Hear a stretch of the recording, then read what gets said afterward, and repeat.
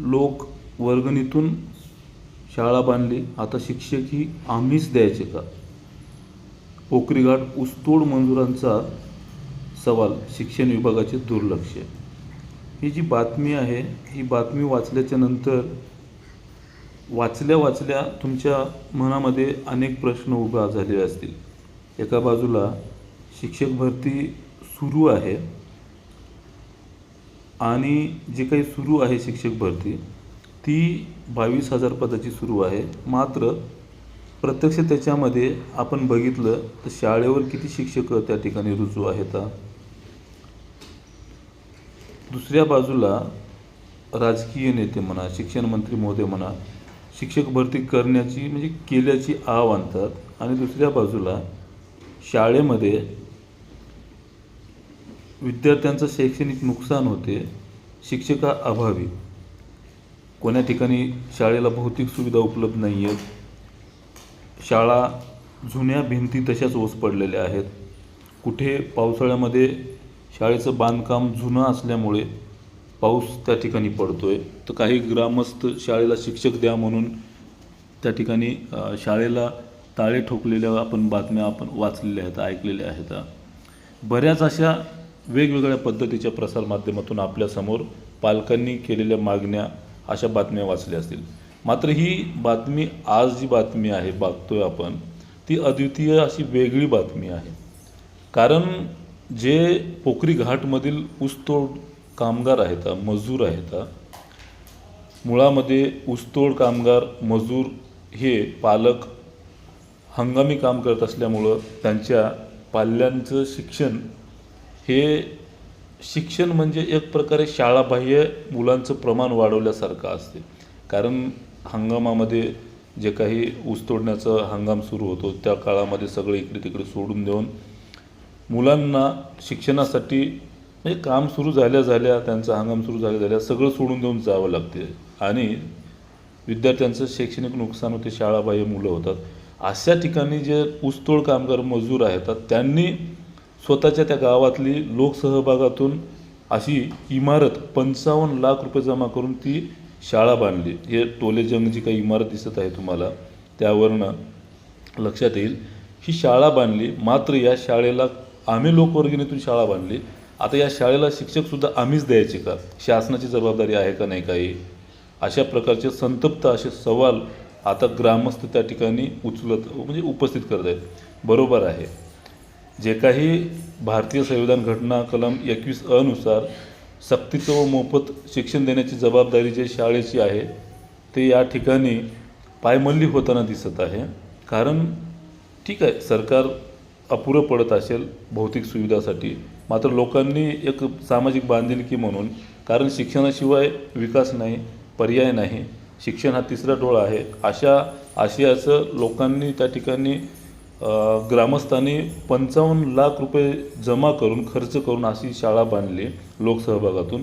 अशा स्थितीमध्ये जर त्या शाळेला शिक्षक मिळत नसतील आणि एवढं सगळं करूनही सरकार जिथं कमी पडते तिथं पालकांनी लोकांनी त्या ठिकाणी सहभाग घेऊन अशा पद्धतीची भौतिक सुविधा उपलब्ध करत असतील, तेव्हासुद्धा जर शाळेला शिक्षक उपलब्ध होत नसेल तर ही खेदाची बाब म्हणावी लागेल.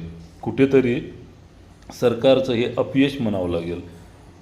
तीच आज ही जी बातमी आहे ती सविस्तर आपण या ठिकाणी बघणार आहोत. आज बीड तालुक्यातील पोखरी घाट येथील ऊसतोड मजूर शेतमजूर ग्रामस्थांनी आपल्या हातातील कोयता मुलांच्या हाती पडू नये म्हणून लेकरांच्या उज्ज्वल भविष्यासाठी पोटाला चिमटा घेऊन कष्टाच्या पैशातून लोकवर्गणीतून जे काही तब्बल 55 लाख रुपये खर्चून जिल्हा परिषदेच्या शाळेसाठी टोलेजंग इमारत बांधली. मात्र गेल्या 6 महिन्यापासून शिक्षकांची पदे रिक्त असल्याने विद्यार्थ्याचं शैक्षणिक नुकसान होत आहे. वारंवार लेखी निवेदनं मागणी करूनही शिक्षक मिळत नसल्याने लोकवर्गणीतून जिल्हा परिषद शाळा बांधली, आता शिक्षकसुद्धा आम्हीच द्यायचे का? असा संतप्त जो काही सवाल आहे ते या ठिकाणी विचारला जातो आहे. बरोबर आहे, पालकांचं या ठिकाणी म्हणणं अगदी बरोबर आहे. कारण सरकार कुठेतरी कमी पडते. आपल्याला माहिती आहे शिक्षक भरतीची पहिली यादी लागली, नंतर रूपांतरित फेरी लागली. बहुतांश ठिकाणी काही प्रमाणामध्ये शाळेला शिक्षकसुद्धा दिलेले आहेत. तरी पण ही शिक्षक भरती अपुरी आहे. कारण 70% पद भरती झाली, मात्र त्याच्यामध्ये सुद्धा ज्या काही जाहिराती आल्या त्याच्यापैकी 22,000ची जी जाहिरात आली असेल त्याच्यापैकी प्रत्यक्ष शाळेवर किती शिक्षक गेले, हा महत्त्वाचा प्रश्न आहे. त्यामुळं अशा घटना या ठिकाणी घडत आहेत. म्हणून या ठिकाणी अजून तुमच्या लक्षात येईलच ही बाब. बघा तुम्ही, पालक त्या ठिकाणी काय म्हणत आहेत. या पालकांचं दुःख जे आहे ते खूप वेगळं दिसते. हे पहा,